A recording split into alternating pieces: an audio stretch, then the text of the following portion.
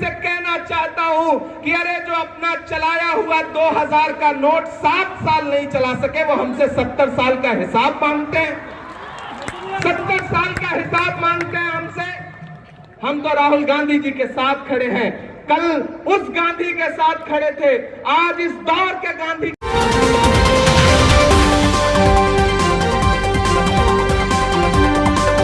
क्या फर्क पड़ता है?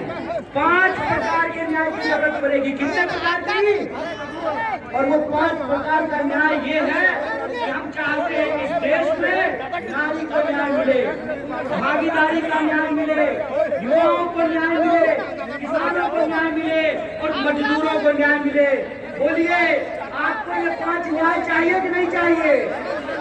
सब लोगों को चाहिए। अगर सब लोग यह 5 प्रकार का न्याय, ये चोर और बेईमान मिल करके इस देश के साथ लुटखोरी कर रहे हैं।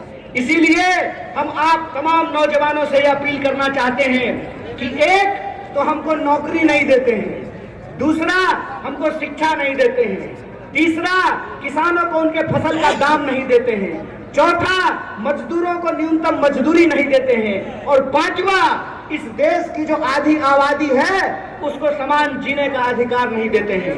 मैं पूछना चाहता हूं, डॉक्टर बाबा साहब भीमराव अंबेडकर ने संविधान बनाया, कांग्रेस पार्टी ने संविधान बनाया और उस संविधान की ताकत यह है कि डीजीपी का वोट एक होता है ना?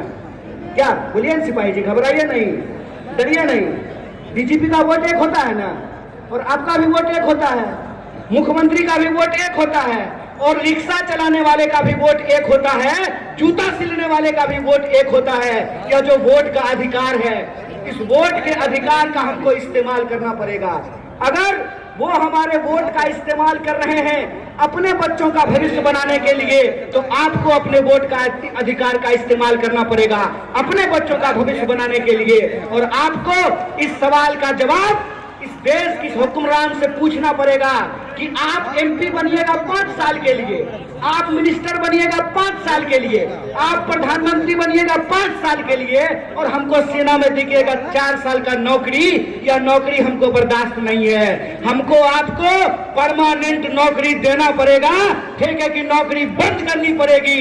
और जिसको परमानेंट नौकरी मिला हुआ है, जिसको परमानेंट नौकरी मिला हुआ है, अगर नेताओं को पेंशन मिल सकता है तो आपको शिक्षकों को भी पेंशन देना पड़ेगा, आपको सरकारी नौकरियों में भी काम करने वाले लोगों को पेंशन देना पड़ेगा।